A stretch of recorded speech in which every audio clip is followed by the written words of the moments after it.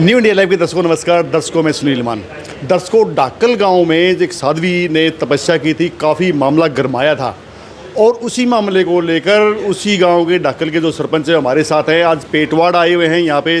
सोनिया दुहन के जो भाई हैं लोकेश, उनके डसोटन के प्रोग्राम पे आए हुए थे। इनसे खास बातचीत करेंगे। सरपंच साहब आपका स्वागत है। स्वागत है जी। सरपंच साहब, शुभ नाम क्या आपका? अनिल कुंडू जी। अनिल कुंडू। हाँ जी। तो कुंडू साहब, आपका गांव बड़ा सुर्खियों में रहा है भाई। एक साध्वी तपी थी, साध्वी तो बहुत जगह तपे है, लेकिन आपके गांव में भी साध्वी तपी थी, तो इतने सुर्खियों में क्यों आ गया एकदम से? सबसे पहले तो आप सभी दर्शकों को मेरी तरफ से राम राम। बात ऐसी है जी, जो ये साध्वी थी 2020 में भी जो इसकी एक और चली थी वो यहाँ तपी थी। तो इसने देखा कि जो हमारा गांव डाकल है नहीं, वो आस्तिक गांव है, साधु संतों की सेवा करता है। तो इस करके वो अभी है जो इसकी कंचननाथ थी, एक इसकी शिष्य राजनाथ की, वो यहाँ तपस्या शुरू करी इन्होंने। किसी की कोई परमिशन नहीं ली। मेरे को तो कम से कम 5-7 दिन हो गए थे तपते हुए, तब इसका पता लग गया था।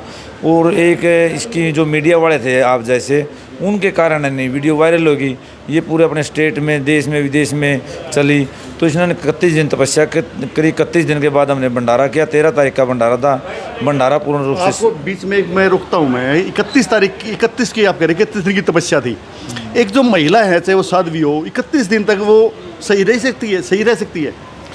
देखो जी, ये तो आप अपने विचार हैं जी, सबके अलग अलग विचार हैं। जो कहते हैं कि सही भी रह भी सकती है, नहीं भी रह सकती। तो मेरे को इसके बारे में ज़्यादा नॉलेज नहीं है। जो मैंने एक विचार था मेरा, वो जो गांव की 50-100 महिलाएं थी, उन्होंने मेरे को कहा कि 31 दिन तक महिला तपस्या नहीं कर सकती। वही मैंने तो मीडिया के सामने कह दिया था। लेकिन उसके ऊपर जो साध्वी है वो देवा ठाकुर, उसने ऑब्जेक्शन भी उठाया है। लेकिन क्या बता, वो अपनी जगह सही हो। मेरे को इस चीज़ की ज़्यादा नॉलेज नहीं है। क्योंकि देखो, मासिक धर्म आता है और मासिक धर्म के दौरान खाना भी नहीं बना सकते। तपस्या तो बहुत दूर की बात होगी ये महिलाओं में। देखो, जो अपना सनातन धर्म है नहीं, उसके अनुसार तो ये जो आप कह रहे हो ये मान्य है कि कई कहते हैं कि जब भी मासिक धर्म होता है, जब अपने घर में जोत पूजा होती है नहीं, वो भी नहीं कर सकते। लेकिन उस साध्वी ने एक वो उठाया ऑब्जेक्शन इस पर कि आपने तो यानी सारी नारी जाति को वो लज्जित किया है, ये किया है। तो मैं तो समझता हूँ कि इसमें ऐसा कुछ नहीं है, क्योंकि नारी के कहने पे ही मैंने ये बात कही थी। तो जैसे मामला बढ़ता चला गया, इसका और कारण क्या रहा? पैसों का भी लेन देन आया। बात ऐसे है, जो 31 दिन तपस्या हुई, 31 दिन की तपस्या के अंदर जो भी उसके अंदर दान चंदा आया, वो सभी साध्वी का था। जिस दिन भंडारा था, भंडारे वाले दिन भी है नहीं, जो पूजा आई वो साध्वी के पास ही आई। लेकिन क्या था, भंडारे से 10 दिन पहले साध्वी ने भंडारा करने से मना कर दिया। गांव वाले कहते हैं कि साध्वी के पास इतना चंदा आया है कि साध्वी खुद भंडारा करेगी। लेकिन वो भंडारा करने से साध्वी जवाब देगी मैंने गांव को इकट्ठा किया। गांव वाले ने बोले ठीक है, भंडारा हम कर देंगे, जो साधुओं को दान दक्षिणा नहीं वो ये साध्वी देगी। उसके बाद सारा मामला रफा दफा हो गया था। जब भंडारा भी हमारा संपूर्ण हो गया, सारे काम हो गए, तो उसके बाद साध्वी ने आरोप लगाया कि गांव वाले मेरे 4 लाख खाएंगे। तो मैं साध्वी से पूछता हूँ कि वो किस चीज़ के थे 4 लाख?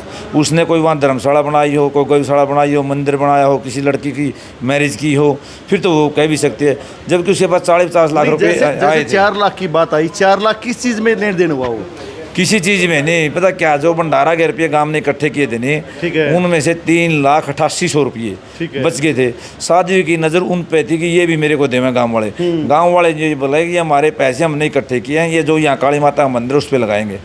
सिर्फ रोड़ा इस चीज़ का था। अच्छा, तो अगर कहते टोटल पूजा हुई ना, जैसे पूजा के दौरान जितना भी चंदा आया, कहते एक संदूक में रखा गया था, एक जो दान पत्र बनाया गया था, उसमें कितना पैसा आया? कोई हिसाब है उसका? नहीं, जो पूजा के दौरान जो पहले पैसा आया था नहीं, वो कोई संदूक में नहीं रखा गया था। अच्छा। वो तो डेली घर पे लेके जाती थी। जिस दिन भंडारा था उस दिन वो संदूक उसने वहाँ ले आके रखा था। अच्छा। कि वो जो उसका दान चंदा आता था नहीं, वो संदूक के उस ऊपर से कटवाया हुआ था उसने, तो संदूक के अंदर डालते थे। अच्छा। तो उस दिन भी उसके अंदर कम से कम 7-8 लाख रुपये आए हैं साध्वी के पास। वो साध्वी को मैं वहाँ खोल कह रहा था कि जो ये संदूक है इसको यहाँ खोल दे, लेकिन उसने वो संदूक नहीं खोला। उसने डेरा में लेके चली गई और उसने वहाँ जाके खोला, देखो उसके अंदर उसने कितना मिला कितना नहीं मिला। यानी पूजा के नाम पे कहीं ये पैसा इकट्ठा करने का नहीं मामला था? ये तो है, ये भी हमारे बाद में समझ में आया कि पूजा के नाम पे है नहीं, केवल और केवल पैसा इकट्ठा करने वाली बात थी। नहीं तो साधुओं को तो पैसे की जरूरत भी नहीं होती। और जबकि उसको 30-40 लाख रुपए पहले चला गया था। कहते कि साधु भूखा भाव का, ना धन का भूखा, और जो धन का भूखा फिर साधु ही नहीं हो। जो धन का पीछे पड़ गया नहीं तो वो साधु होता ही नहीं, उसका साधु वाद तो होता ही नहीं उसके पास। एक जो सरपंच होता है ना, उसकी बड़ी जिम्मेवारी होती है, गांव में क्या हो रहा है, क्या गांव में होना चाहिए। तो सरपंच साहब, ऐसी चीज़ें होती है, आप शुरू में क्यों नहीं जागते? बात सुनो जी, इसकी मैं कह रहा था, अभी आपको कहा था 2020 में भी इसने तपस्या की थी, और अभी कुछ भी लोग इसके भगत थे जो इसके साथ थे, उन्होंने ये तपस्या भी बिठा दी। और किसी भी साधु को तपस्या में बीच में उठाना एक महापाप है। वो भी हम भी भक्ति लाइन के आदमी हैं, हमारे को इस चीज़ की नॉलेज है। कहते हैं कि जिस साधु गली नहीं नदी नहीं गुंजार ता संसा वो देश रजम की मोटी मार। मतलब उसकी शादी को तंग करना, उसके बारे में बुरा सोचना, वो भी एक गलत है। नहीं, शुरू में ही आपने ऐसा डिसीजन लेना चाहिए था कि भाई पहले भी तबके गई है, पहली बार ऐसा नहीं हुआ था या अब की बार ही ऐसा हुआ? अब की बार ही ऐसा हुआ, पहली बार ऐसा कुछ नहीं होता। पहली बार ये तपी थी खेतों के अंदर, और ऐसा कुछ नहीं होता, भंडारा ठीक नहीं मिट गया था। तो अब की बार कुछ ज़्यादा पैसे आ गए? कहीं ऐसा नहीं ज़्यादा पैसे होंगे, गाँव वालों की भी उस पैसे पे नज़र हो? नहीं, गांव वाला तो कोई मतलब ही था पैसे वास्ते। गांव ने तो जो पैसा इकट्ठा किया था वो भंडारे के लिए किया था। वो जो पैसे उसके पास चढ़ावा गए थे वो उसके अलग थे। अच्छा, जो चढ़ावा के पैसे आते हैं ना, वो साथ में लेके जाते हैं या जिस जहाँ वो तपस्या करी वहीं पे देने होते हैं? नहीं, साथ में लेके गई वो सारे के सारे पैसे जी। तो जिस डेरे में वो तपस्या करी है, जिस जगह पे उसने तपस्या करी है, वहाँ पे पैसे देने का उसका फर्ज नहीं था? उसने पैसे तो उसी जगह पे आई हैं। देखो जी, वो तो अब अपनी सोच है, अपनी सोच पे डिपेंड करता है किसकी क्या सोच है। लेकिन अगर कोई धार्मिक हो, कोई आत्मा कल्याण के लिए कहता है तो वो पैसे वहीं वो दे के जाता है कि यहाँ इसको भंडारे में लगाओ या कुछ करो। लेकिन जिस साधु की नज़र ही पैसे पे होगी तो वो तो पैसे इकट्ठे करने की सोचेगा। पूरे देश में मामला गया है जी ये सोशल मीडिया के माध्यम से, यानी कि काफ़ी लोगों ने कहा कि भाई तपस्या सही कर रही है, काफ़ी लोगों ने कहा तपस्या गलत कर रही है, कुछ लोगों ने कहा ये अंधविश्वास है, यानी इन चीज़ों को बढ़ावा मिल रहा है काफ़ी। देखो जी, मेरी तो समाज से यही प्रार्थना है कि इन चीज़ों को रोको, अपनी शिक्षा पर ध्यान दो, अपने बच्चों को शिक्षित करो, पाखंडों में मत बढ़ो। हाँ, वही बात आ गई ना सब हम कह रहे थे, जब भी ऐसी चीज़ें शुरुआत में होती है ना तो गांव का सरपंच क्यों नहीं आ गया कि इन चीज़ों को रोकता? क्योंकि पता है क्या है, हम किसी की जो धार्मिक आस्था है नहीं उस पर ठेस नहीं पहुंचा सकता कोई भी सरपंच। मान लो आपकी धार्मिक आस्था है, आप भागवत का पाठ कराते हो, क्या मैं रोक सकता हूँ? आप गीता का पाठ करवाते हो, मैं रोक सकता हूँ? आप गुरु ग्रंथ साहब का पाठ करवाते हो, मैं रोक सकता हूँ? नहीं रोक सकता।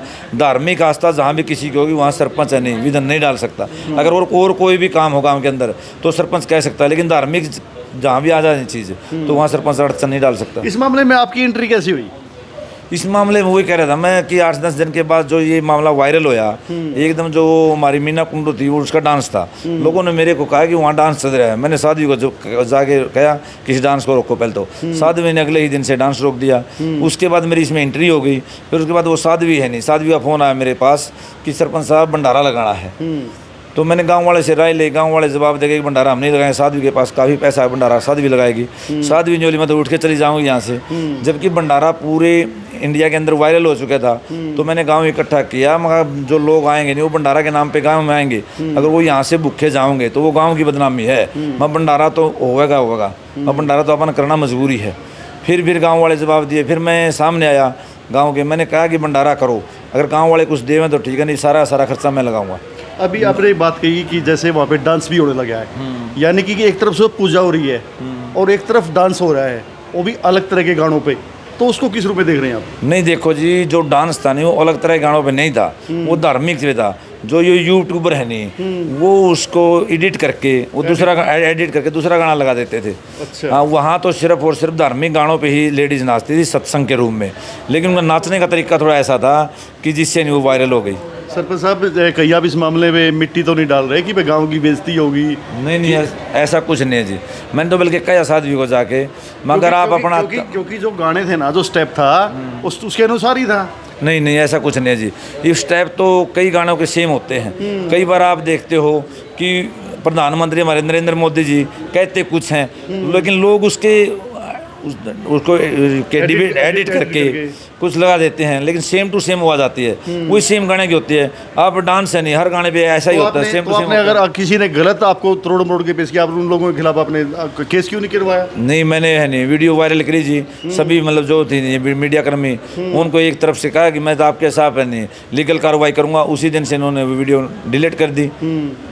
हाँ, क्योंकि अगर कोई गलत हो रहा है ना, कोई गलत परोस रहा है, चाहे वो मीडिया का हो या चाहे बड़ा मीडिया वाला हो या छोटा मीडिया वाला हो, कि ऐसा किसी को नहीं है किसी की जो छवि जो धूमिल करे।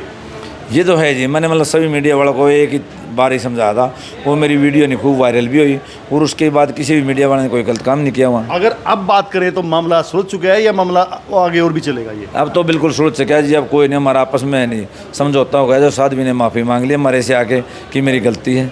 ठीक है जी। ये थे डाकल गांव के सरपंच साहब ने बताया पूरा मामला कि भाई जो छवि ना कुछ मीडिया कर्मियों ने बिगाड़ने की कोशिश की थी, उसके बाद इन्होंने उनसे रिक्वेस्ट की, उन्होंने वीडियो डिलीट की। वहीं इस मामले में जो रुपए का लेन देन था उस पर भी समझौता हो चुका है और इन्होंने एक संदेश और दिया है, भाई शिक्षा की तरफ ध्यान दो, शिक्षा ही आदमी का जो भविष्य है निखार सकती है, शिक्षा ही आदमी को आगे बढ़ा सकती है। तो सरपंच साहब ने एक बड़ा अच्छा संदेश दिया है कि हर युवा शिक्षित होकर देश के विकास में अपनी उन्नति देने का काम करें। कैमरामैन सज्जन सैनी के साथ सुनील मान, न्यू इंडिया लाइव।